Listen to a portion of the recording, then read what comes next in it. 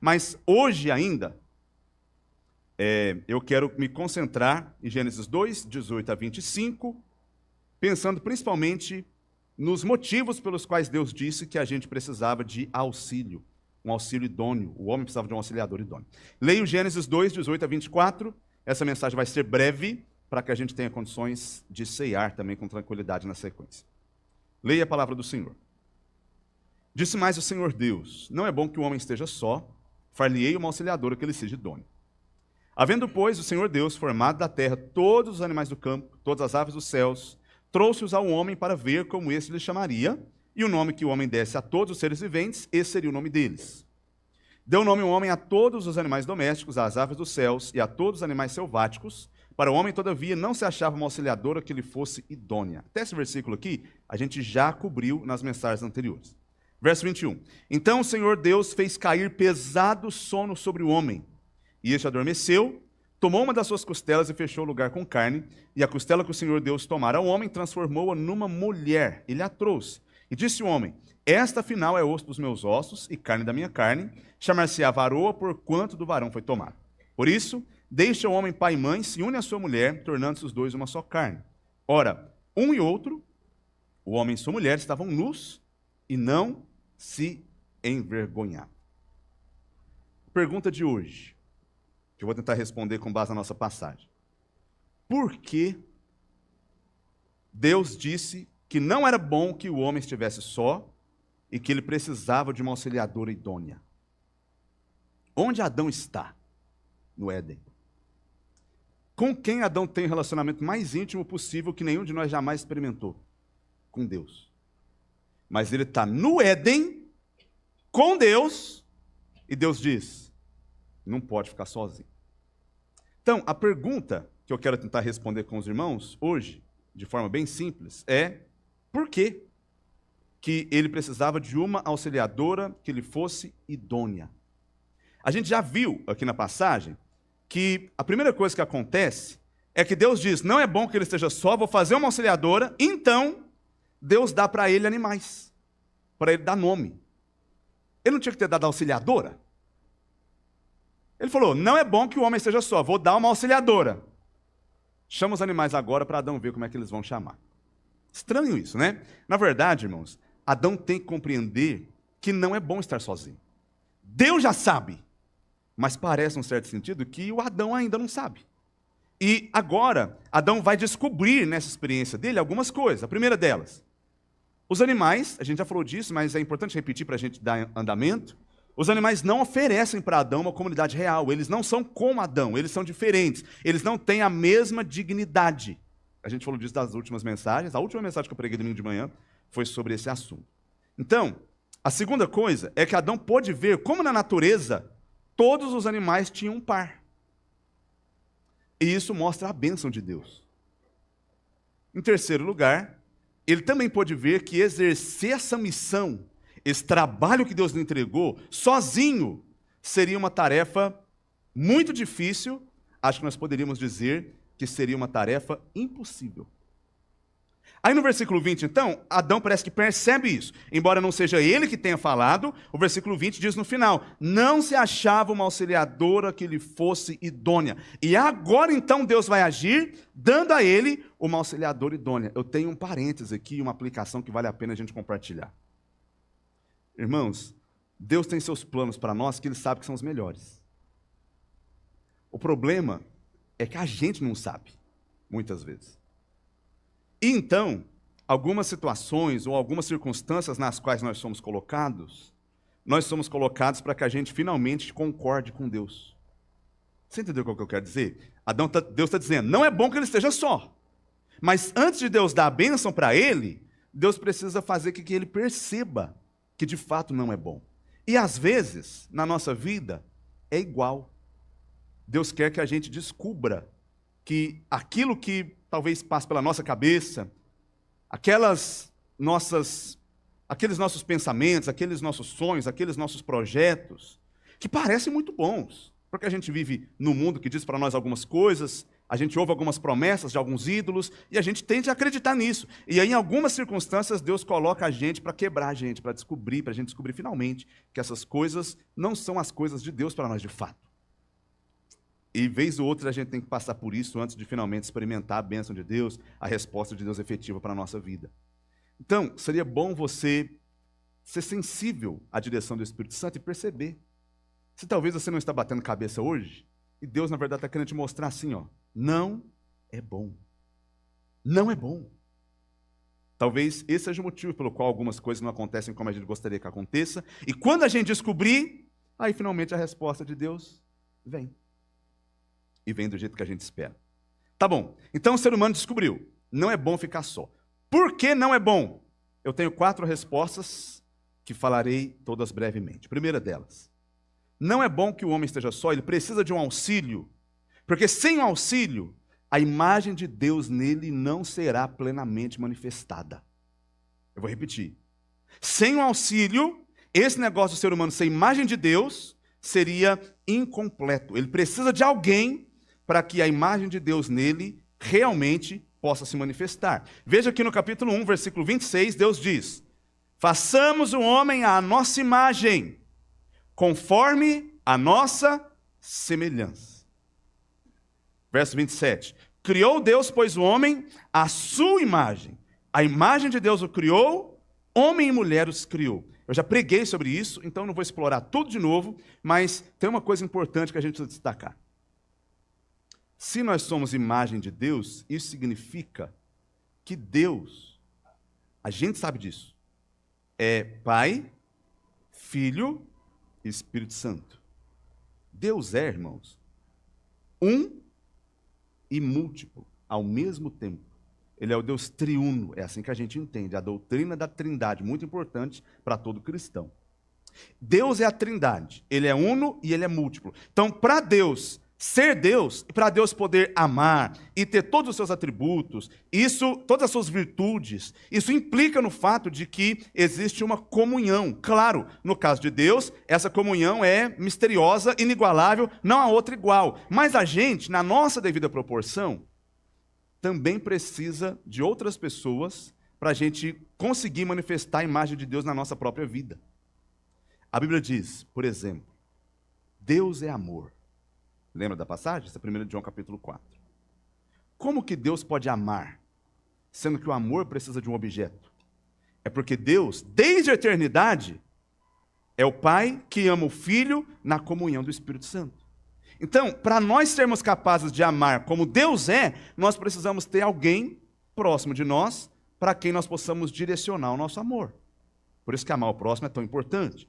E todas as demais virtudes que Deus comunica conosco têm a ver ou dependem do fato de nós termos outras pessoas próximas de nós. Sem outras pessoas, nós seremos incompletos na experiência da nossa humanidade. Irmãos, nós fomos criados para o encontro. É impossível ser humano sozinho. Então Deus disse, ele precisa de uma auxiliadora que lhe seja idônea. E você precisa.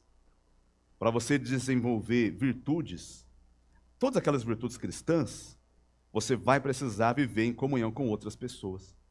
Você sabe, irmãos, que a gente vive num mundo, né, onde nós somos o tempo todo estimulados a sermos independentes. E a gente tenta fazer isso. Mas Deus está dizendo, sem outros como você jamais será completo. É por isso que a gente vai precisar aprender a valorizar as nossas amizades, as pessoas que estão ao nosso redor, porque elas são importantes até mesmo para desenvolver em você, em mim, o caráter, formar em nós a imagem de Deus. Bem, isso aqui, irmãos, para a gente adiantar um pouco o assunto, se perdeu em Gênesis 3, porque a primeira coisa que aconteceu quando o pecado entrou foi que o homem culpou sua mulher, os dois tiveram vergonha de si mesmos, eles se separaram e se esconderam. E desde então a gente vive com muitas dinâmicas difíceis no nosso relacionamento. Mas quando a gente converteu, Deus nos colocou de novo numa nova comunidade. Qual que é o nome dessa comunidade onde Deus nos colocou? Você sabe? Você arrisca? É isso mesmo, você acertou. A igreja. O que é a igreja? É a nova humanidade. É por isso que 1 de Pedro fala que nós somos raça eleita, sacerdócio real, nação santa, povo de propriedade exclusiva de Deus. É claro, irmãos, que a salvação é individual. Cada um vai dar contas de si mesmo a Deus. Mas Deus não nos salva de forma individual para a gente viver uma fé espiritual individual. Sem a presença de outros conosco, nós não vamos conseguir efetivamente viver aquilo que Deus projetou para nós. É por isso que Deus nos deu uma nova comunidade também. Uma nova humanidade, um novo povo, que é a igreja de Deus. Então, a primeira verdade é que para a imagem de Deus ser plenamente manifestada, seria necessário que nós tivéssemos do nosso lado um auxílio idôneo. Essa é a primeira verdade importante. Segunda verdade. A gente precisa de um auxílio idôneo, Adão precisava de um auxiliador idôneo, e você também precisa desse auxílio para que a bênção de Deus seja plenamente experimentada na sua vida. Deixa eu mostrar uma coisa para você em Gênesis 1. Lá nos versículos 26 a 28, mais uma vez, especialmente o versículo 28, fala assim, ó, Gênesis 1, 28. E Deus os abençoou e lhes disse, o que Deus disse? Sede fecundos, multiplicai-vos, enchei a terra e sujeitai-a, e dominai sobre os peixes do mar, as aves dos céus, e sobre todo animal que rasteja pela terra.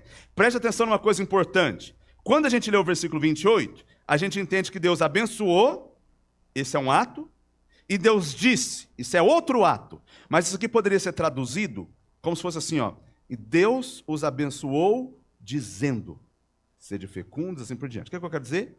A ordem de Deus aqui é a bênção. Como que a gente sabe disso? Porque todas as vezes, inclusive nos versículos anteriores, que Deus abençoou seres vivos, isso tinha a ver com o fato de que Deus deu para esses seres a possibilidade de se multiplicarem, de se reproduzirem, de produzirem. A bênção de Deus tem a ver com isso. Beleza. Então, para a bênção de Deus ser plenamente experimentada, e para que ele pudesse ser fecundo, multiplicar-se, encher a terra, claro, ele não poderia fazer isso sozinho. Ele precisaria de um auxílio idôneo. Então, agora ouça. Essa bênção aqui tem a ver com a multiplicação. Isso aqui, irmãos, eu não vou desenvolver agora, porque o nosso tempo é curto. Mas só vou mencionar. Isso aqui é tão importante que no Antigo Testamento inteiro, você que já leu e conhece as histórias do Antigo Testamento, você vai saber, por exemplo, que quando uma mulher não podia dar à luz, ela era estéril, aquilo era considerado uma maldição. Por que era considerado uma maldição? Porque Deus abençoou e disse, sede fecundos. Está entendendo o que eu estou dizendo? E aí, a beleza do Antigo Testamento, por exemplo, do próprio livro de Gênesis, de Êxodo também, é que apesar das muitas lutas contra o povo de Deus continuava se multiplicando. Isso aqui é fantástico. Lembra, por exemplo, do Êxodo. Eles estavam lá no Êxodo, e o que aconteceu com eles lá? Eles se multiplicaram grandemente. Isso daí é uma referência a Gênesis. Apesar do pecado, a bênção de Deus, de alguma forma, permanece, porque Deus preservou o povo pela sua graça. Então, isso aqui, irmãos, está mostrando para a gente como a bênção de Deus chega até nós, através da vida em comunidade. Então, ouça. Ouça. Quer ser abençoado? Eu quero. E agora, claro, eu estou expandindo a ideia de bênção aqui, né? Para as bênçãos de Deus de maneira geral. Se você quer ser abençoado, não vai ter jeito. Deus envia suas bênçãos, sabe sobre quem? Sobre o seu povo. Então você tem que estar no meio para você ter a bênção. Está fazendo sentido o que eu estou te falando? Normalmente, irmãos, a gente pensa, de novo, nesses termos, de forma muito individual, porque isso tem a ver com a maneira como a gente foi formado na nossa maneira de pensar hoje em dia, mas não funcionava assim nos tempos bíblicos. Ninguém se enxergava como um indivíduo autônomo, individual, absoluto, à parte do coletivo. Normalmente, aliás, a ideia de aliança sempre acontece em relação a um povo em particular. Está aqui também, não vai dar tempo de eu falar. Mas a ideia é a seguinte: Deus se aliançou com um povo, e Deus se relaciona com o povo. E se alguém está distante do povo, esse alguém está, vamos dizer assim, descoberto, longe de Deus e, portanto, longe do alcance das bênçãos de Deus. Porque as bênçãos de Deus estão direcionadas para o povo de Deus. Sozinho, não vai dar para ser abençoado.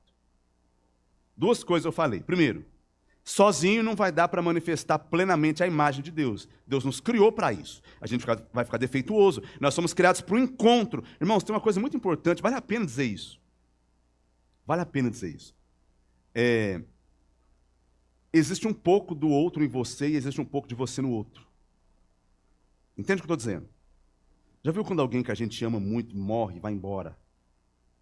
E a impressão que dá é que um pedacinho de você foi junto? Talvez você já experimentou isso de alguma forma. Então, é porque um pedacinho de você foi junto mesmo. Porque nós marcamos os outros de maneira, irmãos, que não dá para evitar, é inevitável, nós somos criados assim. Então, existem marcas que eu deixo em você, existem marcas que você deixa em mim, essas marcas são permanentes, elas formam a nossa vida, o nosso caráter. Isso é pericorés, habitação mútua. Existe algo de nós, um no outro, e a gente vai continuar vivendo assim. É por isso, portanto, que os nossos relacionamentos e cultivar esses relacionamentos é tão importante. Terceiro lugar, eu falei que a imagem de Deus é manifesta, as virtudes de Deus são desenvolvidas na nossa vida à medida que a gente anda em comunidade. Eu falei que as bênçãos de Deus nos alcançam à medida que nós estamos na comunidade. Terceiro lugar, a gente precisa de auxílio idôneo para a gente poder vencer a tentação. A gente lê a partir do versículo 18. Mas eu queria convidar você para a gente fazer o exercício de ler de forma direta a partir do versículo 15. Então eu vou ler, a gente já vai acompanhar. Mas finge que não tem aqui divisão de versículo, finge que não tem aquele títulozinho, na minha Bíblia tem um título, a formação da mulher. Finge que não existe esse título em cima do versículo 18 e vamos ler tudo como se fosse um texto só. Presta atenção que você vai entender o que eu quero dizer. Gênesis 2,15. Tomou, pois, o Senhor Deus ao homem e o colocou no jardim do Éden para o cultivar e o guardar. E o Senhor Deus lhe deu essa ordem. A gente já falou sobre isso. De toda a árvore do jardim comerás livremente, mas da árvore do conhecimento do bem e do mal não comerás, porque no dia em que dela comeres, certamente morrerás. Disse mais, não é bom que ele fique só. Você percebeu o que eu acabei de dizer aqui? Para falar com outras palavras. Parece, irmãos, que na formação do texto, Deus acaba de dar a ordem para ele não comer do fruto, e imediatamente Deus diz, ele precisa de um auxílio. O que isso quer dizer? Que para vencer a tentação, vamos precisar de ajuda.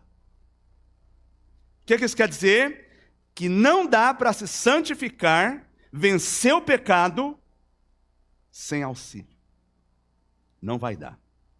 Então, Deus disse que o homem não podia ficar só, imediatamente após ele dar a ordem de não comer do fruto do conhecimento do bem e do mal. Então isso nos sugere que a santificação se dá em comunidade. Quem está sozinho está vulnerável à tentação e a probabilidade é muito maior de que ele vai cair, porque ele está só. Então o que a gente precisa para vencer o pecado? Ajuda. Irmãos, tem tantos textos na Bíblia. Tiago, por exemplo, fala que nós precisamos confessar nossos pecados uns aos outros. Isso significa que a gente vai precisar de gente para a gente andar do nosso lado. E para falar assim, ora por mim porque eu estou passando por essa luta. Ora por mim porque eu tenho essa dificuldade. Ora por mim porque eu não consigo crescer. Porque esse pecado me assedia tenazmente e eu tendo a cair. Eu preciso que você ande comigo. Caso contrário, a tentação irá me vencer. Então, se nós queremos vencer a tentação, vamos precisar de um auxílio idôneo. Ouve isso aqui. Você tem um poder bizarro de santificar o outro, purificar o outro, abençoar o outro. Mas você também tem um poder bizarro para fazer o outro pecar. Nós somos responsáveis, pelo menos em parte, pela santificação e pela vitória sobre o pecado na vida não só nossa, mas também dos nossos irmãos. Você está entendendo o que eu estou falando? A gente fica muito assim, a gente é inocente mais às vezes, né? E a gente acha que a gente só vai influenciar, mas não seremos influenciados. Deixa eu te contar uma coisa, meu amor, isso não existe. Os relacionamentos que nós cultivamos vão nos influenciar, seja para fazer a gente pecar, seja para a gente viver em santidade de vida. Então você precisa levar a sério os relacionamentos que você cultiva. Porque ou eles vão te levar para perto de Deus, ou eles vão te fazer cair. Deus diz, não come da árvore, ou do fruto da árvore do conhecimento do bem e do mal. Ele vai precisar de um auxílio. Curiosamente, essa é a parte triste da passagem, O auxílio não auxiliou, né? E o capítulo 3 a gente sabe que Adão também cai. Isso mostra para a gente, mais uma vez, a força que esse auxílio tem, seja para uma coisa, seja para outra. Então, o que eu estou dizendo é que, por um lado, a gente vai precisar cuidar dos relacionamentos que a gente cultiva, porque ou eles vão nos santificar, ou eles vão nos fazer pecar. E, por um outro lado, a gente vai ter que assumir essa responsabilidade na vida dos nossos irmãos. Não seja pedra de tropeço na vida de ninguém. A gente sempre acha que os outros são pedra de tropeço. A gente nunca. Às vezes a gente é também. Posso falar? Não, porque fulano é tóxico. Tenho que me livrar dos relacionamentos tóxicos. Às vezes o tóxico é você, miserável, trem ruim. É isso mesmo. É isso mesmo. E eu também. Nós somos todos assim. Mas você vai ter que assumir a responsabilidade e saber que a vida daqueles que estão ao seu redor vai se santificar ou não, dependendo também da sua postura diante de Deus. Então tome a decisão de ser bênção. De ser bênção. Falta sabedoria muito para a gente em algumas ocasiões. Tem palavras que a gente não tinha que falar, entende? Não tinha que falar, irmãos. Não tinha que falar. Às vezes, a gente fala coisas que tinha que falar, mas fala para a pessoa errada, em vez de falar para a pessoa certa. Fica cultivando, muitas vezes, até no seio do povo de Deus, todo tipo de coisas ruins. Você tem o poder de abençoar e você tem o poder de fazer pecar. Então, você vai ter que decidir como que você vai usar isso. Usa para o bem. Para a tentação ser vencida, você vai precisar de auxílio. Auxílio. Então chama alguém que você sabe que é crente de verdade, e aqui na igreja tem, tá? Crentes de verdade, bastante. E cola nele. E anda com ele. E vamos andar juntos. E vamos pedir conselhos. E vamos confessar nossos pecados. E vamos interceder uns pelos outros. Porque dessa maneira a gente cresce em santificação para a glória de Deus. Você vai precisar de um auxílio. Quarto e último, você vai precisar de um auxílio para conseguir cumprir a sua missão. Os versículos 15 a 17, que a gente já leu, não estão falando só da proibição do comer do fruto. Está falando também de que o ser humano deveria cultivar e guardar. E veja, o que Deus acabou de mandar ele fazer foi dar nome aos animais. Essa tarefa de exercer domínio sobre a criação, de cultivar e guardar agora na prática. Então Deus faz isso e depois, finalmente, Deus vai dar para ele a mulher. A mulher é o auxílio idôneo. Sem pessoas do nosso lado, não cumpriremos a nossa missão. Hoje, como igreja, Deus também nos deu uma missão. E nós também vamos precisar de auxílio para a gente conseguir cumprir essa missão verdadeiramente. Então, aquilo que a gente já falou sobre a multiplicação, sobre encher a terra, sobre sujeitá-la, sobre dominar, sobre cultivar, sobre guardar, essas coisas Adão não poderia fazer só. Ele precisaria de alguém. Para a gente poder viver nesse mundo, irmãos, e cumprir nossa missão, enquanto a gente está aqui, também vamos precisar de pessoas. Então, se a gente quer adorar a Deus, precisamos de pessoas. Se a gente quer testemunhar, precisamos de pessoas, de apoio, de gente do nosso lado, que vai nos dar a mão, unir forças, para que finalmente, então, a nossa tarefa como cristãos nesse mundo seja cumprida. É impressionante. Eu estava conversando isso hoje, acho que com a irmã Guaianaí. O fato de que nós cristãos somos muito briguentos, irmãos, muito briguentos. Eu falo essas coisas, eu falo elas com tristeza no coração. Elas comprometem o nosso testemunho e não ajudam em nada, só atrapalham. Então é um negócio que de vez em quando eu fico com vontade de excluir. Mídia social. De vez em quando eu paro de usar, e depois eu volto a usar, aí eu falo, vou usar esse negócio, aí eu começo a perceber a maneira como as pessoas lidam com isso, me desanima de novo, eu tenho alguma dificuldade com isso. Mas os crentes na mídia social, ao invés de se unir para servir, só brigam. Só brigam. Essa semana teve briga de novo, polêmica de novo. Tem gente que gosta disso, né? Se alimenta de polêmica, olha treta. Tem que crescer na fé. Tem que crescer na fé, tem que largar de ser menino e virar gente. Sabe por quê? Porque isso daí não contribui para a gente. Atrapalha a nossa vida. É uma tristeza para o nosso testemunho, de todas as maneiras que a gente pode imaginar. Alguns irmãos eles entenderam que a missão de vida deles é ficar chamando os outros de antibíblico, de herege e de tudo quanto é outro tipo de xingamento que a gente pode imaginar. E muitas vezes tem mais a ver com ego do que preocupação com o evangelho e com o reino de Deus de verdade. Talvez na grande maioria das vezes seja isso. Eu, irmãos, sou um ativista da unidade da igreja. Sou mesmo. Eu tenho minha posição doutrinária bem clara. Eu acho que quem não concorda comigo está errado. Precisa aprender uns negócios. Acho mesmo. Mas,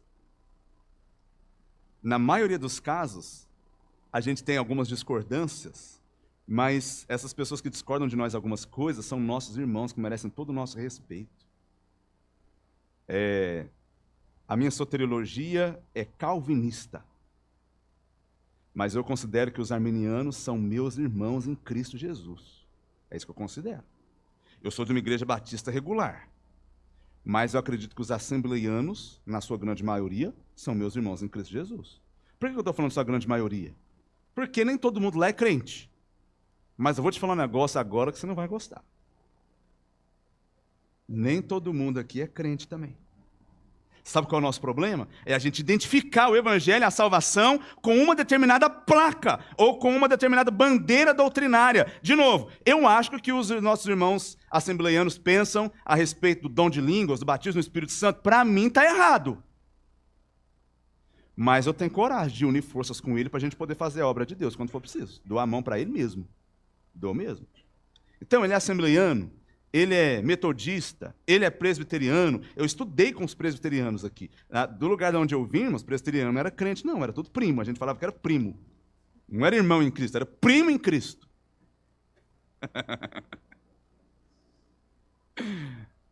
Oh, meu Deus do céu. Você tem coragem de dizer que certos irmãos que a gente conhece o testemunho, que são fiéis à palavra de Deus, não são crentes, talvez porque divergem da gente na maneira de batismo ou alguma coisa dessa natureza? Pelo amor, a gente não pode fazer isso. Irmãos, nós precisamos, eu penso assim, tá bom? A gente precisa procurar aquilo que nos une e entender que vai existir diversidade mesmo na maneira da nossa fé se expressar em diferentes grupos. Claro, existe uma fronteira, tem certas doutrinas que são centrais, mas dentro delas tem coisas que são periféricas. O problema é que os meninos na fé ficam brigando por causa de detalhes pequenos e deixam de cumprir aquilo que é a sua verdadeira missão. Aí eu entro na internet, está aquela brigaiada lá, todo mundo brigando por causa de ego e ninguém fazendo a obra de Deus. Na verdade, eles acham que estão fazendo a obra de Deus porque estão chamando seus irmãos de herege, antibíblico e tudo mais. Gente, heresia é uma palavra muito forte para a gente usar. Tem que tomar bastante cuidado. Não é assim, nem tudo que você discorda é heresia efetivamente. Algumas coisas são, mas a gente tem que ter cautela nesse sentido, pelo menos dar o benefício da dúvida. Então, a salvação está ligada ao quê? A denominação na qual eu sou membro? Não, está ligada à fé no Senhor Jesus Cristo. E uma série de outras coisas que evidentemente são muito importantes, a gente vai ter que conversar sobre elas. Mas quando a gente for conversar, nós vamos fazer isso em amor, respeitando aqueles que são nossos irmãos. Uma outra coisa que me estressa, agora é desabafo aqui, né? Desabafo pastoral. É aqueles que chegaram agora, jogarem fora tudo aquilo que foi feito no passado. Tudo que aconteceu antes estava errado. Agora, finalmente, a gente descobriu a verdade, e agora, finalmente, então, a gente vai fazer a obra acontecer de fato. Irmãos, que arrogância, que arrogância, que arrogância. A gente dizer que os nossos irmãos que vieram antes de nós, que lutaram, que pagaram preços muito caros por causa da fé em Jesus Cristo, estavam todos errados, talvez por conta de uma ou outra coisa que talvez hoje a gente entende que tem um caminho melhor. Talvez hoje é melhor na nossa circunstância. Naquele momento eles fizeram aquilo que eles puderam, mas são nossos irmãos pelos quais nós temos que dar graças. Dar graças. Então, é um erro a gente se dividir, porque quando a gente faz isso, a gente começa a brigar entre nós, e aí a gente não consegue cumprir a nossa missão, aquela que Deus realmente nos deu nesse mundo. Se, por outro lado, a gente estiver unido, reconhecer os nossos auxílios, amar os bens estabelecidos por Deus, dar as mãos para os nossos irmãos, para servir naquelas determinadas áreas, então o nosso impacto vai ser muito maior, muito maior. Se Deus abençoar, eu tenho uns planos aí para o futuro, mas eu queria ser essa pessoa, em vez de ser um agente de divisão, um agente de união. Até onde for possível, claro. Até onde for possível. Mas dá para a gente ser mais unido do que a gente é. Deixa eu concluir. Uma auxiliadora idônea. Por que ela era necessária? Porque sem um auxílio idôneo não há imagem de Deus sendo manifestada na sua plenitude. Sem auxílio idôneo não há bênção de Deus sendo experimentada na sua plenitude. Sem auxílio idôneo não há vitória contra a tentação e o pecado. Sem auxílio idôneo não há sucesso no cumprimento da missão. Então, a gente vai passar para a ceia do Senhor agora. Qual é o meu desafio? Meu desafio, irmãos, é que comece entre nós, não nas coisas grandes, mas nas pequenas. Reconheça que você precisa de ajuda. Conheça. Reconheça que você não é uma ilha, que você não vai conseguir ser crente sozinho. Reconheça que a igreja é importante. Reconheça que as pessoas ao seu redor marcam você e você também as marca. E aquilo que talvez está no nosso caminho, que atrapalha a gente viver isso, então a gente vai ter que colocar um ponto final nisso e a gente vai ter que vencer isso.